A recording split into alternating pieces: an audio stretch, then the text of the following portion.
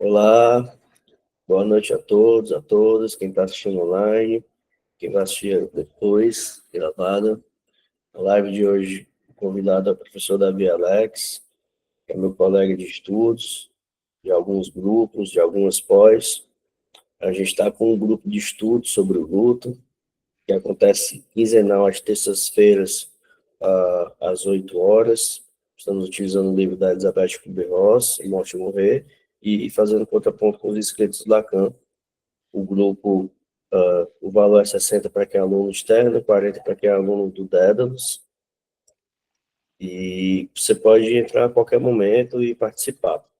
Essa live de hoje faz parte da nossa pós-graduação em cuidados paliativos, e quem tiver interesse em saber mais sobre a pós-graduação, como se inscreve, quais são os professores, qual é a teia curricular, quais são os dias, valores, vocês entrem em contato com a gente no Instituto Dédalus. Bem-vindo, Davi. Prazer ter você aqui. Obrigado por ter aceitado esse convite, né, na terça-feira e nesse horário. Mas o Davi estava disponível e eu aproveitei aqui e puxei ele, a sardinha aqui para o meu lado. E ele aceitou e eu estou muito feliz de ter aceitado. A Joyce também. Ela mandou uma mensagem agora que não vai conseguir comparecer por conta de atendimento, né? Nossos atendimentos, às vezes a gente estica mais um pouco do horário, né? Às vezes na terça, na quarta. Então, até o pessoal, algumas pessoas vão assistir depois por conta do trabalho também. Mas obrigado mais uma vez aí e tá contigo aí a, a fala, né? Você pode se Primeiramente, boa apresentar também noite. aqui, eu sou... eu esqueci de me apresentar, sempre eu esqueço. Bem, gente, quem não conhece, eu sou o Lauro, sou coordenador aqui do Instituto, sou graduado em Psicologia, pós-graduado em Cuidados Paliativos, psicanalista, artista também. Tô na frente aqui junto com a Joyce, Davi e outros professores, na pós de cuidados paliativos. A gente teve a primeira turma, foi bem interessante. A gente vai para a segunda turma, né? Vocês podem seguir o Instituto no Instagram, Instituto Dédalus, no YouTube também tem o Instituto Dédalus, a gente também tem um Dédalus Cast. Em breve a gente vai ter mais programas lá no Dédalus Cast, a gente está sempre fazendo gravação. Podem me seguir lá no Instagram, anotações, tem alguns trabalhos meus lá, algumas divulgações também de algumas artes. Desculpa, David, mas é porque eu tinha esquecido de me apresentar. Então, eu vou pedir que você se apresente também, David. É importante você se apresentar, Lauro. Gente, boa noite, Lauro. Obrigado pelo convite, né? É sempre um prazer estar falando aqui com vocês do Dédalus, né? E com os demais participantes também. Eu me chamo Davi Alex, sou do estado de São Paulo, aqui da região oeste, né? Sou psicólogo, sou psicanalista, estou indo aí para aproximadamente 10 anos, né, de trabalho na área entre a psicologia hospitalar e os cuidados paliativos, né? Então, o primeiro contato que eu tive com cuidados paliativos foi em um hospital do SUS, né? Porém, ali um trabalho um pouco mais discreto. E hoje trabalho em uma rede privada, né? Em um plano de saúde, né? Que a gente, em que fazemos atendimentos hospitalar e também domiciliar, né? Então, o meu referencial teórico é a psicanálise de Freud e Lacan. Então, eu venho trabalhando aí, né, nesse período com essa interface, né? Também trabalho com a clínica psicanalítica, né? Então, sempre estou pensando um pouco a psicanálise no consultório, a psicanálise fora dos consultórios, né? Gosto muito dessa discussão, né? De uns tempos para cá venho também bebendo aí da água da docência, né? Então, sou professor de pós-graduação, também de grupos de estudos, de cursos. Então, também trabalho um pouco com essa questão da transmissão em psicanálise, né? Que seria um quarto elemento.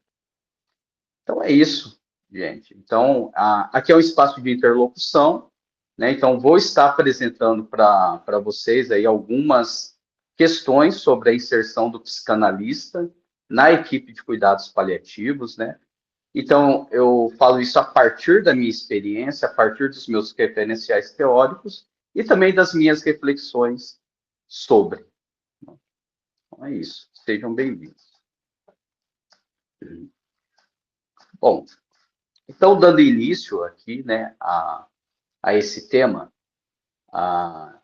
eu começo dizendo que o psicanalista, ele, dentro de uma equipe de cuidados paliativos, ele sempre precisa lidar, ali de uma certa forma, com um não lugar, né? O que é isso que eu chamo de não lugar?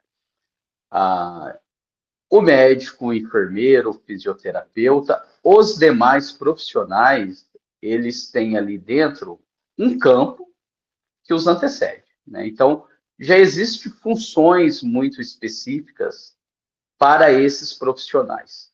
Não que isso os impeça de criar, de fazer novas propostas, né? Novos movimentos, novas criações. A psicanálise, ela não tem um lugar muito fixo, né? O que você vai fazer dentro dessa equipe, né? Eu vou atender, né? Tem alguns pontos de interseções, né? Diria aí, né? No paliativos, por exemplo, reunião familiar, né? Visita, comunicação de más notícias, essas coisas são comuns a todos os profissionais que trabalham nessa área. Porém, o psicanalista, ele sempre vai ter um campo aberto à construção, né? E isso vai ter algumas variáveis, né? Do que o local oferece, do que esse hospital oferece, né? Exemplo, ele te oferece uma equipe especializada para você trabalhar, né? Ou será um lugar que você vai trabalhar como uma espécie de interconsultor para uma equipe multi, né? Então isso muda. Mas a proposta principal do psicanalista, qual seria? Propor uma nova abordagem do sofrimento psíquico. E isso não é pouca coisa, né? Por quê? O que a gente percebe dentro do campo da área da saúde, né? E aí a gente vai estendendo, né, o campo das especialidades, né? E aí temos o cuidados paliativos, que está se tornando uma outra especialidade, né? Você vê profissionais muito bem preparados para lidar com o sofrimento físico, né? Então, as tecnologias na medicina, na fisioterapia, na nutrição, elas vão avançando, né? Principalmente setores de unidade de terapia intensiva e tudo mais. Mas a gente ainda não vê um preparo, isso eu falo no campo da saúde em geral, para lidar com o sofrimento psíquico, né? Então, a gente costuma ver a abordagem de sofrimento psíquico muitas vezes de um certo padrão de repetição, né? Então, qual é o problema mais comum hoje, quando se aborda o sofrimento psíquico?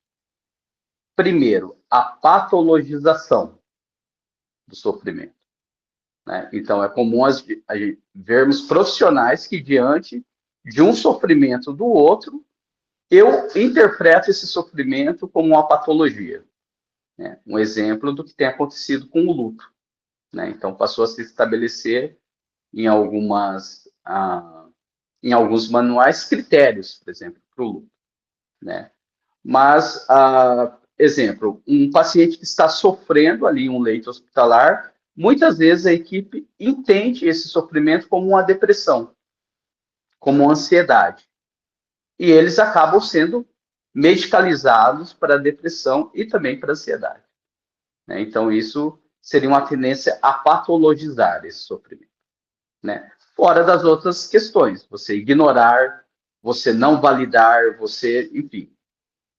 Então, a gente percebe que os profissionais da saúde, eles ainda não têm um preparo, né, muito adequado para a abordagem desse sofrimento, né? Então, você percebe que assim, o psicanalista, além do atendimento, né, que eu vou abrir aqui, que é feito com o paciente, o atendimento que é feito com o familiar, ele precisa também fazer uma certa transmissão, né, de uma ética, de um cuidado, né, diante desse sofrimento psíquico, também para a equipe de trabalho, né? Então, ele precisa mudar alguma coisa nessa estrutura. Então, vou dar aqui um exemplo, né? Se a gente pegar alguém, né, que estava vindo pela vida e de repente ele se topa ali com uma doença ameaçadora da vida, ameaçadora da continuidade da vida, né? Que é uma questão muito importante. Quando falamos em cuidados paliativos, não estamos falando só de terminalidade, né? Então, as pessoas ficam, muitas vezes, por muito tempo em cuidados paliativos, né? Algumas mais, outras menos, então isso vai depender do quadro, vai depender do momento em que essa equipe entrou, quanto antes, melhor. Então, vamos pensar que uma doença oncológica, né, de uma evolução muito rápida, que dentro de um espaço de tempo, essa pessoa saiu de um ambiente de trabalho, de um ambiente familiar, de um ambiente de convívio social e passou a estar ali em um ambiente de enfermaria hospitalar, né? O que vai acontecendo gradativamente com essa pessoa? Ela vai perdendo, de uma certa forma, os referenciais simbólicos, né? Então, questões que nos validam, né? Lembrando que quem nos valida é o outro. Então, a gente se constrói através do olhar do outro, né? Então, quem vai dizer se eu sou professor, se eu sou psicólogo, se eu sou psicanalista, é sempre o outro. Se eu sou pai, né? Então, a gente vai se construindo, né, a partir desses referenciais. O sujeito, dentro de uma unidade hospitalar, ocorre um processo de dessimbolização. Ou seja, esses referenciais que ele tinha, que o validavam como sujeito, ele vai perdendo aos poucos. Por quê? Porque há uma tendência de uma equipe muito especializada começar a tratar todas as questões dele de forma técnica. E os seus familiares, muitas vezes, mudar a forma de tratamento, né? Aos poucos, ele vai desocupando os papéis que antes ocupava e agora vai se tornando ali um paciente. Então, na escuta com esses sujeitos, é muito comum você escutar assim, olha, as pessoas estão falando diferente comigo, elas estão me olhando diferente, estão me olhando com um olhar de compaixão, estão me olhando preocupada, né? E eu não digo mais nas situações extremas, né, em que alguns profissionais começam a se referir a esse paciente como o quadro clínico e não como sujeito, né? Então, a escuta psicanalítica, ela resgata, né, esse olhar, né? Ela resgata essa voz. Por quê? Porque uma pessoa que ela vai perdendo ali os seus referenciais simbólicos, então ela perde o olhar do outro, só que com o tempo ela perde algo mais importante ainda. O que seria esse algo mais importante? A voz. Não que ela vai ficar muda, mas ela vai parar de falar, né? E parar de falar, a gente sabe que gera angústia, né? A melhor forma do tratamento da angústia é a fala, é a expressão, é a comunicação, é a troca, é a divisão, né? E aí o psicanalista entra, né? Ele entra com o quê? Entra com a sua ética e também com as suas ferramentas, né? Exemplo, a transferência. A transferência, ela não é uma ferramenta da psicanálise. Ela é um fenômeno humano. A psicanálise se apropria desse fenômeno humano e produz um manejo, né? Explicando aqui, né? Para quem não é da psicanálise, o que seria a transferência? Um conjunto de afetos desse paciente projetado na figura do analista, né? Ela pode ser negativa, pode ser positiva, enfim, existe ali uma transferência. O psicanalista, ele vai se valer dessa transferência para trabalhar uma técnica, a regra de ouro da psicanálise, que é a associação livre, né? Esse fluxo de ideias, esse fluxo de palavras, ele pode ir criando uma conexão. E essa conexão vai ter um efeito sobre a angústia, né? Tendo efeito sobre a angústia, pode ocorrer um reposicionamento desse paciente, né? Então, vocês percebem a importância de um psicanalista na equipe, né? Alguém que vai olhar para um sujeito e vai falar assim, olha, esse sujeito, ele precisa falar. Mas mesmo ele falando, ele não é necessariamente o que ele diz. Pode ter muitas coisas por trás dessa fala. Porque existe aí um inconsciente, né? Existe um sofrimento, né, que ele precisa ser expressado e manejado, né? Então, isso sem falar de outras técnicas, né, por exemplo, como o tempo lógico, enfim. Aí a gente vai utilizando essas ferramentas. Mas vocês percebem que uma abordagem mínima do sofrimento sobre transferência, você tanto pode fazer o sujeito falar, continuar falando, como você pode calar, né? Por exemplo, se um sujeito fala, nossa, como a vida é ruim, como eu estou na pior, como eu queria que isso acabasse, e você fala, não pense nisso, né? Algo comum dos profissionais, algo comum ainda mais dos familiares, não pense nisso não, olha, a sua vida é boa, você está se tratando, enfim. Vocês percebem a diferença de você falar, então me fale um pouco mais disso que você está sentindo, né? O que você tem pensado sobre isso? O sujeito vai continuar falando, né? Então, o psicanalista é esse que propõe que o sujeito fale, né? E aí tem uma fala do Lacan que eu acho sensacional, no seminário 11, ele parafraseando o Picasso, né, o pintor, ele diz, não nos interessa saber porque o sujeito é mudo, e sim fazê-lo falar, né? Então, essa abordagem, né, a princípio, né, sobre transferência, sobre o uso de técnicas, ela é do psicanalista.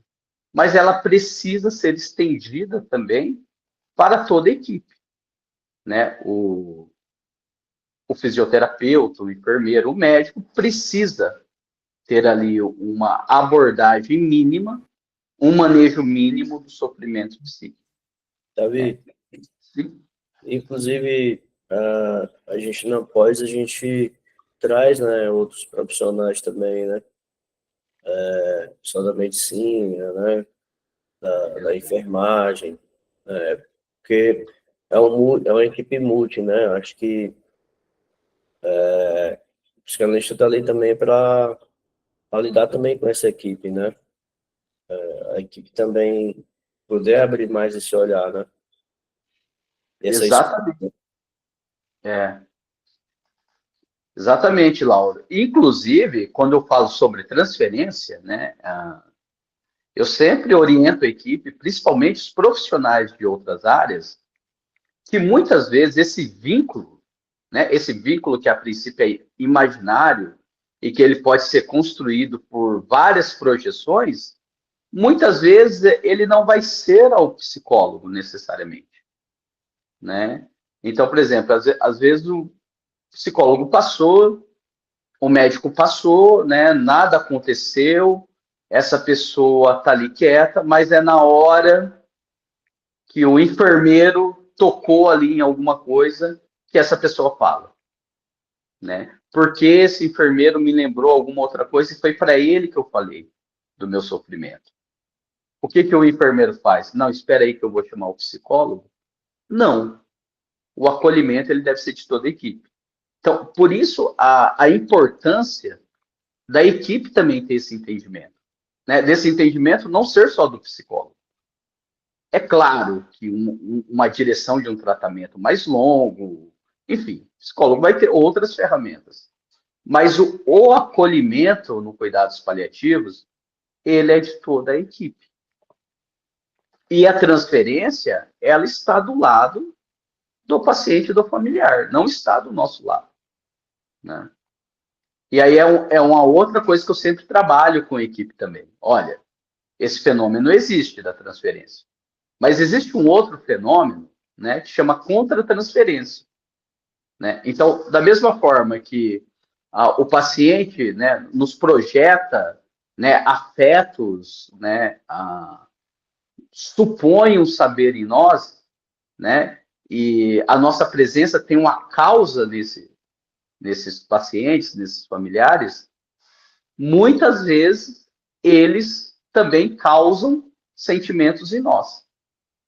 E aí a equipe também precisa estar avisada disso, né? Porque senão você vai estar tomando condutas em cima dos seus sentimentos, do que é causado em você.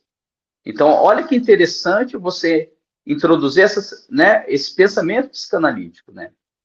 Essas ferramentas, transferência e contra-transferência dentro de uma equipe de cuidados paliativos é fundamental, né? E aí, uma outra questão muito importante, né? A gente está falando aqui do paciente, mas dentro do cenário do cuidados paliativos, né? A gente tem aí um trabalho muito grande com os familiares. E muitas vezes esse familiar, o trabalho é até maior.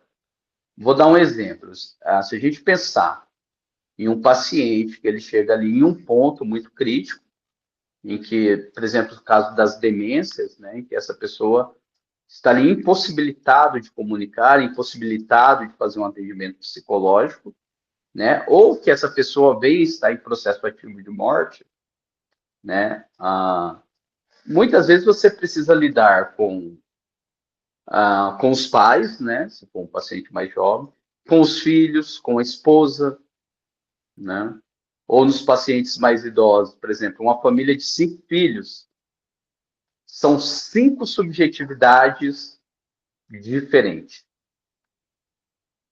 né? E aí, como os profissionais lidam com esse sofrimento psíquico? Aí a gente precisa se apropriar.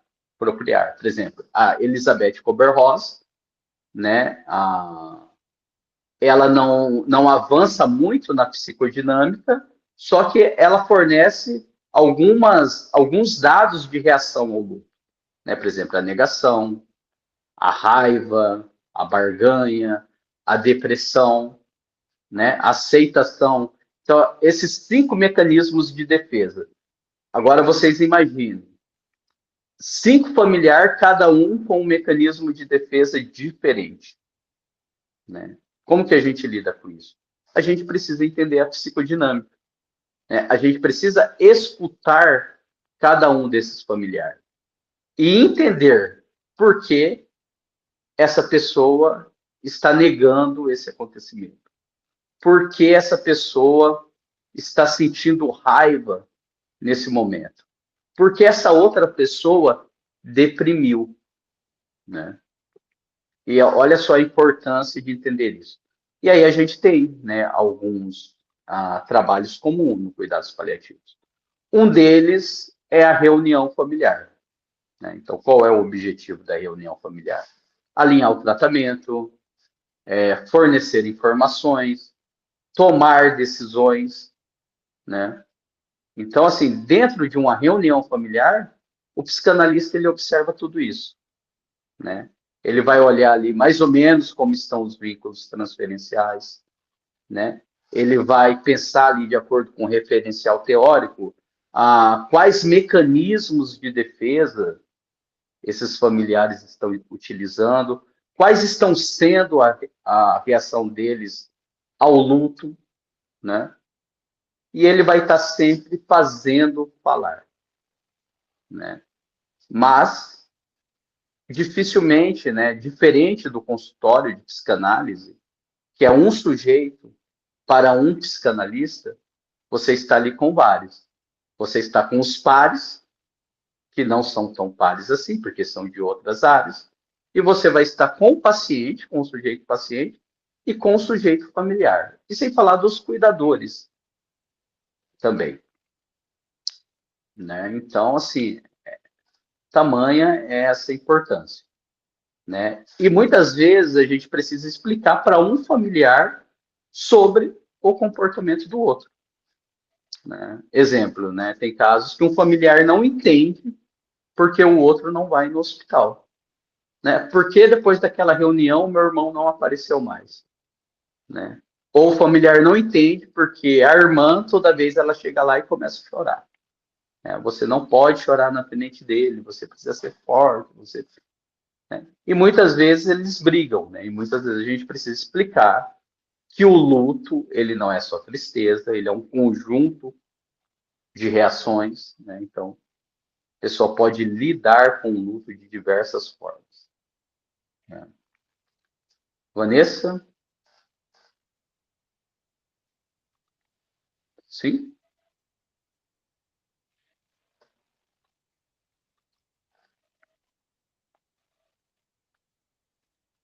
Bom, Consegue Vanessa, visualizar aí, Davi? consigo. Ótimo. Vanessa, tem uma pergunta. Família médico pode escolher revelar ao paciente sobre a sua doença terminal? Bom, uma boa pergunta, Vanessa. O paciente, ele tem o direito de saber, né, sobre a sua doença, sobre a sua condição, né? Então, isso é uma coisa que precisa ficar bem claro. O que acontece muitas vezes com os familiares? Eles entram num processo chamado conspiração do silêncio. Então, a família combina que não vai contar, né, para o paciente sobre a sua terminalidade, né? A médica que eu trabalho, ela sempre, né, dirige, ela trata isso de uma forma muito interessante. Ela chega pro paciente e pergunta: você quer que eu converse com você ou com a sua família, né, sobre a sua questão? Por quê? Assim ela dá o direito para ele também, caso ele queira não saber, né? Tem gente que fala: olha, eu não quero saber nada sobre isso. Ele dizendo: eu quero que converse comigo, ela vai conversar com ele sobre todo o diagnóstico, né? Então, em algumas reuniões familiares, né, são poucas, mas o paciente também participa, né? Porque, aliás, é sobre ele, é sobre o corpo dele, é sobre, né? Então, é importante que ele participe também da tomada de decisão. E aí a gente entra em um outro ponto muito interessante, porque muitas vezes, né, para o hospital, o paciente bom é o paciente comportado, paciente que não fala, paciente que não dá trabalho, né? E tanto no paliativo como na psicanálise, a gente pensa diferente, né? Não se trata de uma questão adaptativa. A gente quer esse paciente falando, tomando decisões, participando, né, do seu tratamento, né, da sua hospitalização, né? Porém, isso é uma decisão dele, né? Então, sim, o médico e os familiares, eles precisam falar com o paciente sobre, né, essa condição de terminalidade. Não sei se te respondo, Vanessa.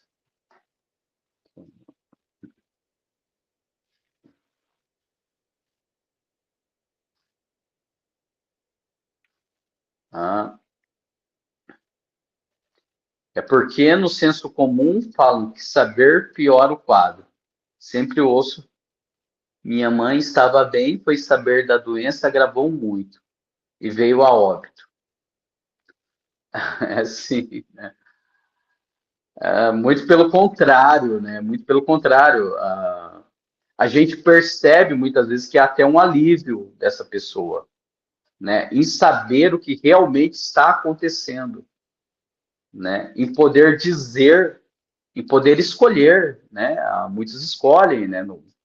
Dependendo do que o serviço oferece. Olha, eu quero então ir para a minha casa, né? Que aí a gente entra na questão dos óbitos domiciliares, né? Eu quero ficar na minha casa, eu não quero voltar, né? Eu não quero que faça mais nada que vai prolongar a minha vida, o meu sofrimento, né? Agora, foi só a pessoa saber que orou, talvez acontece muito que se acontece com a morfina, né? As pessoas têm essa lenda: olha, foi só colocar morfina, a pessoa faleceu. E não, a morfina, ela é uma medicação utilizada para conforto, tanto para dor como para dispneia, falta de ar. Mas muitas vezes essas coisas acontecem já em uma situação que a pessoa estava realmente próxima a ir a óbito, né? E a pessoa foi a óbito porque o quadro evoluiu, né? Não foi porque ela ficou sabendo, não foi porque a morfina acelerou, nada disso. É porque o quadro evoluiu, né? Porém, existem alguns sujeitos que preferem não saber, mas ele tem o direito, e eu acho que assim, a tomada de decisão precisa passar por aí, né? E não tem como, né? A gente está lidando com doenças graves, com quadros clínicos, né, difíceis, e é isso que eu sempre coloco, né, para os familiares. Gente, é uma notícia ruim, ela não vai ficar boa, né, porque ela não é dita, né? Então, assim, a angústia, né, vocês vão se angustiar, né? O paciente vai se angustiar, não tem jeito. Porque muitas vezes o familiar fica nessa, não, eu tenho que ser forte, eu não posso pensar nisso, eu não posso chorar. Eu falo, pode, claro que pode. Né? É para pensar nisso, é para chorar. Né? A questão é essa. Bom,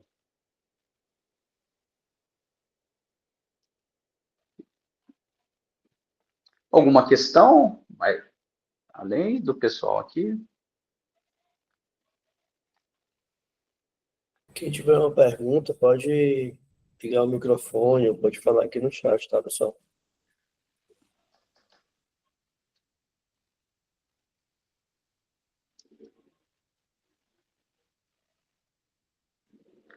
Bom, e aí outra questão muito importante, né? Tem um conceito na teoria que chama luto antecipatório. Né? O que é o luto antecipatório? É todo o luto que vem sendo trabalhado durante o processo. Né? Porque muitas vezes a gente pensa no luto depois que o paciente foi a óbito. Né? E sim, é muito trabalhado, né? Por exemplo, no local que eu trabalho, existe um trabalho de pós-venção. Né? Então, depois que esse paciente falece, existe um ambulatório de luto para a família e também para os cuidadores. Né?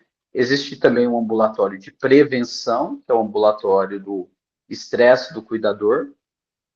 Né? Então, assim, esse luto, quanto antes, desde o ambulatório, né?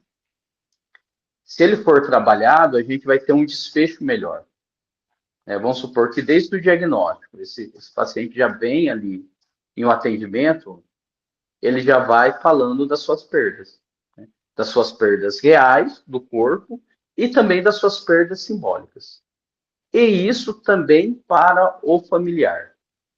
Né? Então, qual é a proposta também de um psicanalista? É ele estar sempre trabalhando esse luto. Ou seja, esse luto ele vai aparecer de diversas formas. Através de uma angústia, através de uma ansiedade, através de um choro, através de um pensamento depressivo. Né? E o que percebemos, né, que à medida que esse quadro piora, né, tem um momento muito complicado que chamamos de processo ativo de morte. Né? Então, no processo ativo de morte, é um processo irreversível. Né? É um processo que ele pode durar dias, pode durar semanas até meses, né? Mas é um processo que geralmente fica entre dias e semanas. Né? O paciente, quando entra no processo ativo de morte, a gente entende que naturalmente ele está evoluindo a óbito. Né? Então, é um período que o familiar fica muito angustiado. Né? Ele vai ficar ali com angústia tremenda. Né? Ele vai, como a gente fala em psicanálise, né? Para quem já tem um aprofundamento teórico maior, ele vai estar em contato com o real. Né? O real vai se apresentar para ele. Né? Então, é um momento que, caso esse familiar não seja trabalhado, ele tende a entrar ali num certo desespero. Né? Então, quando fazemos um comparativo de um paciente em que a equipe já abordou, né? Esse paciente já disse sobre suas coisas. O familiar pôde, né, passar por um processo de revolta, muitas vezes por um processo de negação, ele vai passar ali por esse processo ativo de morte de uma outra forma, né?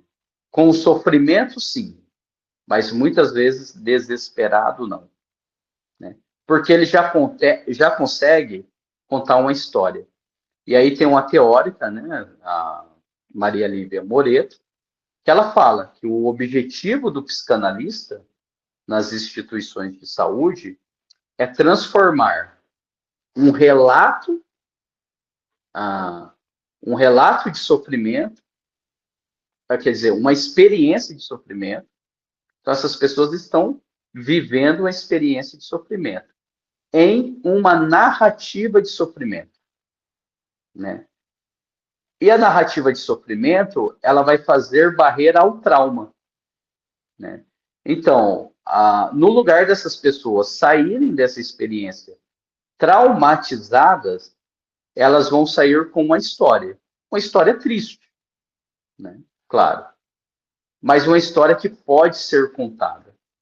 Então, isso não se torna um trauma psíquico, né?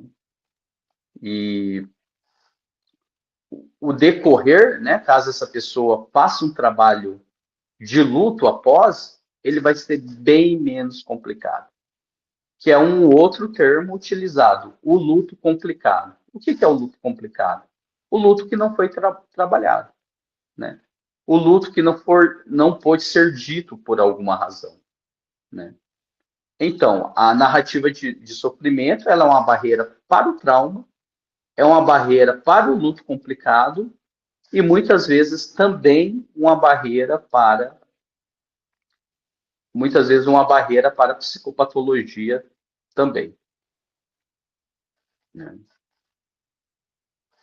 Então, são todas essas questões. E aí a gente entra em outro campo, que é a equipe, né? Então a gente falou do paciente, falou do familiar e como fica a equipe, né? A equipe também precisa de um espaço, né? Em que ela possa dizer e também possa se escutar e também escutar o que diz, né? Aí a gente tem aí os recursos. Oi? É interessante que o psicanalista, nesse lugar, ele aposta que existe um sujeito, né? Não só um sintoma, né? Não só um paciente do quarto tal, não só o paciente daquele diagnóstico, né? Mas acho que é da escuta pelo que tem por trás desse sintoma, né? Apostar que existe um sujeito que ele deseja e que ele também precisa saber das coisas, né? Ele precisa tanto falar sobre, né? O que ele está passando, contar a história dele, como também sobre o que está acontecendo, né? Muitas vezes ele está lá e ele não sabe o que está acontecendo, ele precisa saber o que está acontecendo, contar a história dele ali, né? Como foi que eu cheguei aqui, né? O que aconteceu, né? Acho que a gente tem muito a psicanálise faz muito essa escuta, né? Sim, né? Principalmente, né, como Lacan diz, um significante, o sujeito é um significante para outro significante. A grosso modo dizendo, é uma representação para outra representação, né? Então, isso é o inconsciente, né? Esse sujeito, né, que está estruturado ali como uma linguagem. Então, a gente vai sabendo desse sujeito aos poucos. Ele vai aparecendo. Por quê? Né? E aí o Lauro toca em uma questão muito interessante. Porque é presente, né, nessa cena hospitalar, nessa cena de cuidados, a gente tem os discursos, né? E aí, explicando de uma forma muito resumida. Você tem o discurso do mestre, que seria o discurso da instituição, as normas, as rotinas. Por outro lado, você tem um discurso muito forte, muito necessário, que é o discurso da ciência, né? O discurso objetivo, né? Qual que é o ponto forte da ciência? Ser objetiva. E ok, necessitamos de objetividade. Só que aí tem um efeito colateral, né, a objetividade, muitas vezes, sem querer, ela exclui a subjetividade, né? E aí tem uma outra questão. Todo profissional da saúde é subjetivado, é formado, de uma certa forma, dentro desse discurso objetivo, né? E aí a gente tem o terceiro discurso, que é o discurso da histeria, que seria esse discurso da expressão. Então, muitas vezes a gente tem uma instituição, temos normas, rotinas, temos muitas ciências e pouco sujeito, né? O psicanalista, ele é o que faz essa plataforma girar, né? Ele percebe, né, que esses discursos precisam existir, mas ele vai estar sempre tentando fazer com que esse sujeito apareça, né? E só através da narrativa, né? Através dos seus relatos, então ele vai aparecendo, né? É muito interessante quando você consegue fazer um acompanhamento, né, longo, assim, um pouco mais prolongado, aparece o sujeito paciente, aparece o sujeito familiar. E outra coisa, gente, muitas vezes esses sentimentos, né, que estão em jogo, né, nessas situações, eles são ambíguos, né? Então, muitas vezes você vai ver muita questão assim de esperança, mas também de muita raiva, né, de amor, mas também de muito ódio, né? Então, isso está em jogo. Então, a gente não quer só, né, como eu disse, não é uma prática adaptativa, né? Então, muitas vezes, esses pacientes e familiares não vão ser simpáticos com a gente o tempo todo, né? E aí, como o Lauro disse, o objetivo do psicanalista é fazer com que esse sujeito não sobreviva nessa situação só pela demanda, né? Mas pelo desejo. E quando falamos de desejo em psicanálise, estamos falando de movimento, né? Então, que ele se movimente psiquicamente de alguma forma. Olha, isso é tão relevante que tem impacto até na sobrevida. Então, a gente vê sujeitos que, mesmo em situações, né, muito graves, eles continuam desejantes. E esses sujeitos vão indo e vão bem longe, muitas vezes, né?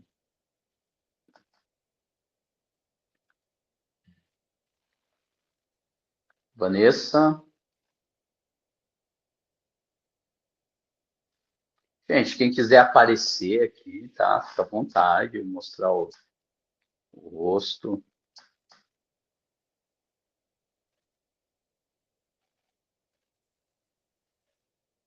Ah, sim, a Vanessa disse que a parte psíquica é um pouco preterida em comparação com os cuidados físicos, né? Totalmente, né? Ao ponto que, assim, o cuidados paliativos, isso que eu acho interessante, ele já vem com essa proposta, né, de incluir ali, né, o físico, o psíquico e o espiritual, né? Então, assim, ele já vem com essa proposta da inclusão do psíquico. Mas, historicamente, né, nos hospitais, tanto é que a psicologia ela vai entrar no ambiente hospitalar, acho que entre a década de 60 e 70, né? Antes era puramente o físico, né? E o quanto que em alguns ambientes incomoda muito quando o psíquico aparece, né? Porque muitas vezes ele aparece como reclamação, aparece como raiva, aparece de diversas formas. Mas o problema maior é quando ele não aparece, né? Porque se ele não aparece, às vezes ele vai para algum lugar. Às vezes o paciente, por exemplo, ele deprime. O paciente, quantas vezes eu já cheguei no leito hospitalar e a pessoa está deitada ali em posição fetal, né? Esse paciente não está dando trabalho, ele obedece todas as regras, as normas, mas com certeza ele não está desejante, né? Ele não. E digo mais, ele está muito angustiado, né? Realmente, o paciente, quando ele deprime, ele está ali muito angustiado. E é um momento muito bom para o trabalho, né? Para o trabalho psíquico, para o relato de sofrimento, para a criação de uma narrativa de sofrimento, né? Então, o psicanalista está aí para isso, Vanessa, né? de colocar esse psíquico aí, né, tão participante como o físico.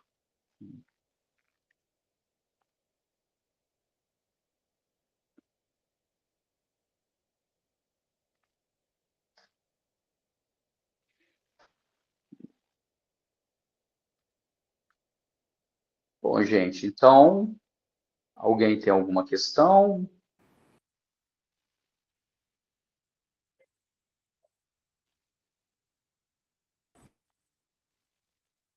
Perândia, Meire, Meirelene, Cláudia, Luciana, vocês entenderam o que foi dito? Tem alguma coisa para colocar? Eu queria falar que é a primeira vez que eu estou participando desse movimento, né? E assim, o qual eu estou muito feliz, assim, que eu escuto a psicanálise aliada aos cuidados paliativos. E estou, assim, muito vibrante, assim, dentro de mim tem uma pulsão, assim, de carne tremendo mesmo, assim, de vida. Vida, e a gente está falando de pulsão de vida e de morte ao mesmo tempo, né? Onde há a morte, mas se pulsa, né, o desejo de vida dentro desse ser. E eu estou encantadíssima assim, com a sua fala e com a psicanálise atravessando nos cuidados paliativos.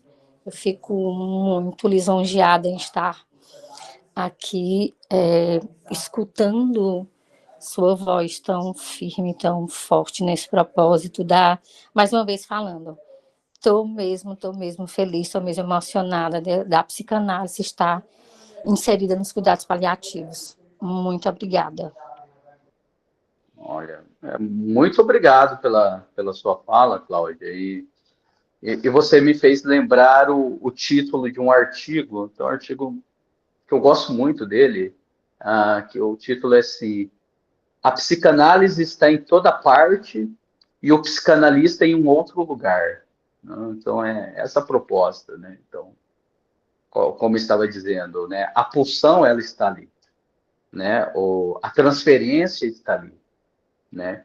Então, esse outro lugar que o psicanalista ocupa é o que vai, né, fazer trabalhar, né? Então, a gente sempre está e não está, né, nessas, né? A gente sempre está pensando uma outra coisa, né? E a pulsão, ela é sempre de vida, né? Até nos casos ditos de pulsão de morte, é um assunto muito amplo, mas a pulsão é de vida.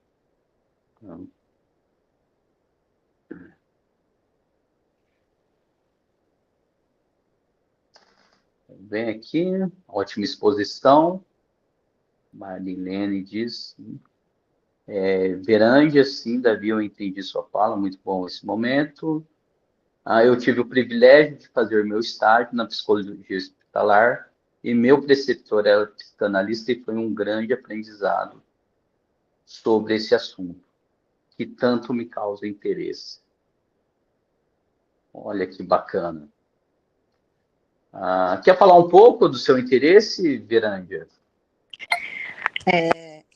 Davi, eu sou recém-formada em psicologia, né? Uhum.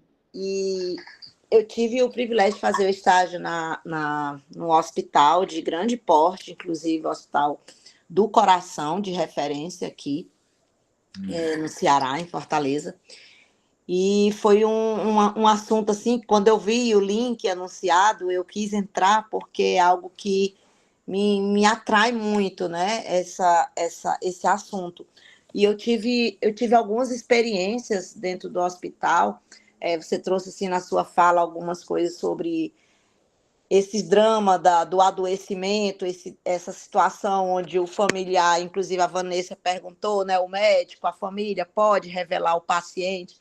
E durante o tempo que eu estive no hospital, eu tive o privilégio de poder participar um pouco de acompanhar o meu preceptor na ala dos cuidados paliativos, porque foi algo que me levou à psicologia, foi mais um anseio de conhecer mais esse mundo por uma experiência vivida, familiar.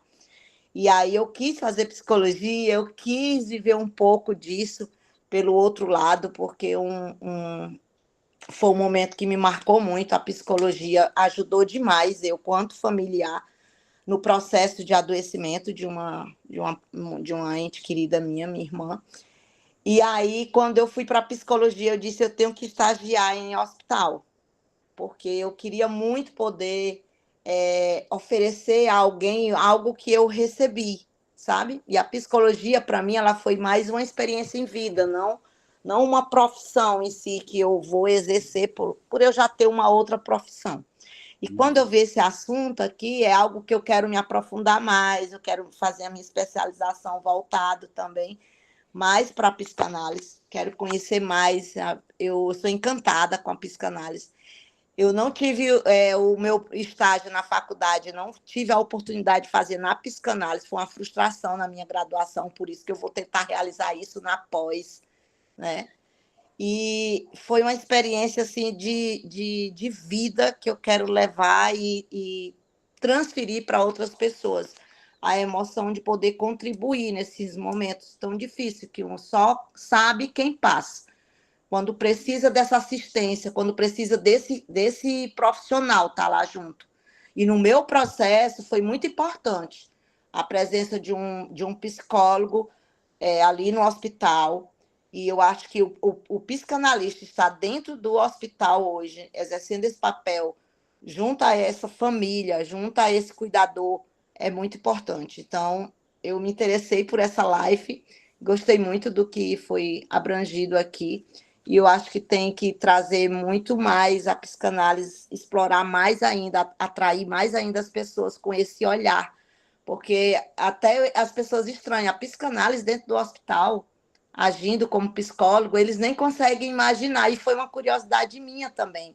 Como é que ia ser feito isso? Porque como eu tinha feito meu primeiro estágio em uma outra abordagem, por situações da própria faculdade que eu fiz, que eu não tinha como fazer o meu estágio na psicanálise por questão de trabalho, eu fiquei pensando como é que a psicanálise vai atuar nesse momento, né? Junto a esse paciente lá no atendimento tão rápido, um atendimento que às vezes é único, um atendimento que você não dá uma continuidade. Mas eu vivi assim diversas experiências nessa área e eu me surpreendi com a psicanálise presente lá no hospital, junto ao leito familiar mesmo, junto àquele cuidador, aquele paciente que está ali diante, muitas vezes, desse diagnóstico tão repentino. E é isso, estou aprendendo sobre isso e cada vez quero aprender mais. Que bacana. Então, Pirândia, Cláudia, eu digo, né, não abram mão do desejo de vocês, né? Se essa área, né, se vocês encontraram aí uma questão, né, estudem, né, continuem, né, vão em frente mesmo, né? Eu acho que a psicanálise é muito disso, né? A gente inicia os nossos estudos a partir do nosso próprio desejo, né? E é claro, né, o reforço, né, também do que eu estou dizendo aqui como um psicanalista, né? O que é também esse psicanalista que está dentro do hospital, né? Então entendemos, pelo menos nesse campo da psicanálise de Freud e Lacan, como alguém que sustenta o tripé, né? Que é um percurso teórico, isso é um percurso permanente, né? Então, o psicanalista ele está sempre no seu percurso teórico, a sua análise, né? Análise principal, não existe psicanalista sem análise, e também a sua supervisão, né? Ou seja, esse tripé ele é básico. Agora, eu preciso fazer 5 anos de análise para então eu... Não, de forma alguma, né? Mas é importante que, né, que a pessoa esteja em análise, né? Porque para a gente escutar, a gente precisa ser escutado, né? Para a gente entrar no inconsciente alheio, a gente precisa ter tido um contato também com o nosso próprio inconsciente, né? Então, isso para quem inicia o percurso, né, psicanalítico, estar na sua análise, né? Ter alguém ali que você possa discutir e sim, transmitir, né? isso. E aí vem também, né? exato. E aí vem os suplementares, né? Que depois é a transmissão e a pesquisa, né? Então, a gente, quando a gente pensou na pós, também é uma aposta nossa, né? E assim, na pós a gente, todos os professores, né, independente, a gente bate muito nessa tecla, assim. E quando a gente foi criar a pós, muita gente falou, mas não coloca, faz só cuidados paliativos. Não, cuidados paliativos em interface com a psicanálise, sim, né? É uma intervenção mesmo, assim, é uma luta que a gente tem pelo um direito ali do psicanalista estar lá também. É como a Verônica falou, justamente, ocupar espaços, né? Então, é um espaço que a gente, sim, a gente quer ocupar, sim, a gente pode, o psicanalista pode falar também, né? Tem algo a contribuir aí, né? Claro que na pós a gente tem professores da medicina, né? Como eu falei, da enfermagem, e que a gente faz essa discussão, mas todos estão na prática, né? O Davi, né? A Joyce, a Cris, né? Então, tem outros professores também que estão na prática. É importante isso, é uma coisa que a gente fez questão também, né? A gente lutou por esse nome, né? Sustenta esse nome, né? Banca esse nome, né? E a gente também fez questão dos professores também estarem na prática, né? Da sua área. Então, é muito interessante. Tem o meu contato aqui do WhatsApp, gente. Vocês podem entrar em contato comigo quem não tiver. Né? A gente tem um grupo de estudos, eu, Davi, quinzenal, sobre luto. E é bem interessante. A gente começou agora, vocês podem entrar. A gente libera o material. E a gente tem nossa pós, que em breve a gente vai estar também anunciando aí o início dela. Tivemos uma live com a professora Joyce também. Eu aconselho vocês também, quem desejar assistir, está no YouTube do Instituto Dédalus. Eu tenho um podcast também com a Darla, que é uma grande referência para nós aqui também, do Ceará e também de outros estados, sobre cuidados paliativos. Acredito que ainda esteja lá no Dédalus Cast, vocês podem assistir. Em breve vão ter mais, né? Vão ter mais podcasts também, a gente está reformulando isso aí para a gente falar mais e assim, é um desejo nosso, né? Meu, do Davi, da Joyce, da Cris, né? Da Darla, a gente ocupar esses lugares. Peço perdão. A gente está encerrando, querido. A gente agradece muito a sua participação, inclusive. Né, Davi? Obrigada, pessoal. Então é isso, né, Davi? A gente, se quiser, fica com a palavra aí, Davi, por favor. Então, é isso, gente.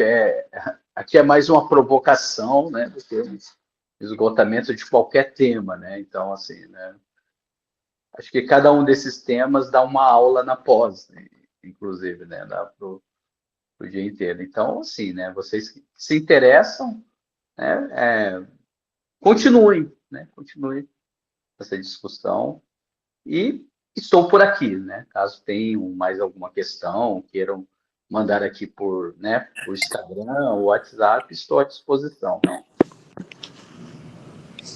Muito bom, gostei muito Obrigado.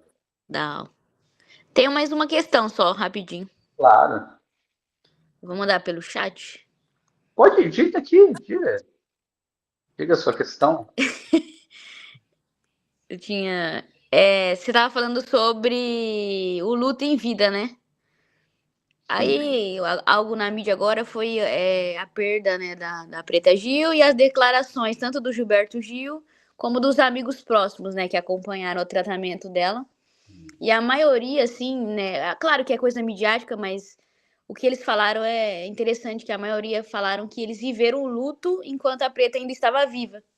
Então, eu acredito que eles tiveram esse acompanhamento, pelo menos eu suponho, né, que eles tiveram esse acompanhamento aí multidisciplinar, né, em relação igual a fé, religião, e aí a parte psicanalista também e os cuidados paliativos dela.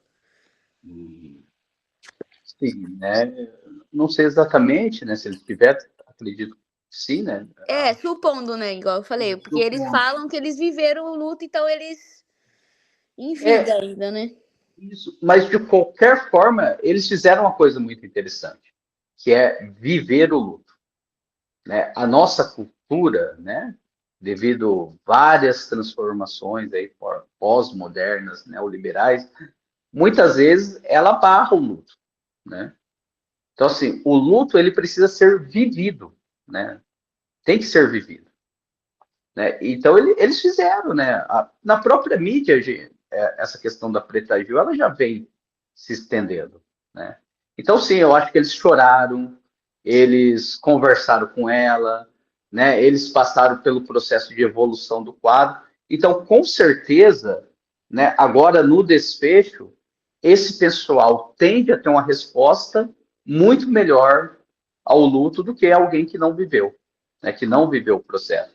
E no cuidados paliativos, né, no luto antecipatório, a gente faz justamente essa convocação, né? A gente não vai ali, a gente traz justamente para a pessoa viver o processo de luto, né? Então, o luto precisa ser vivido.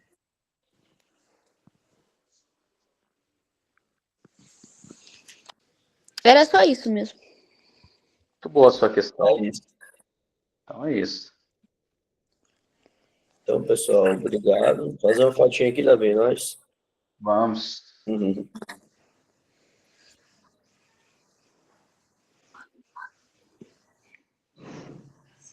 E é isso. Obrigado, pessoal. Até a próxima. Até a próxima. Tem a gente lá. Obrigada, boa noite.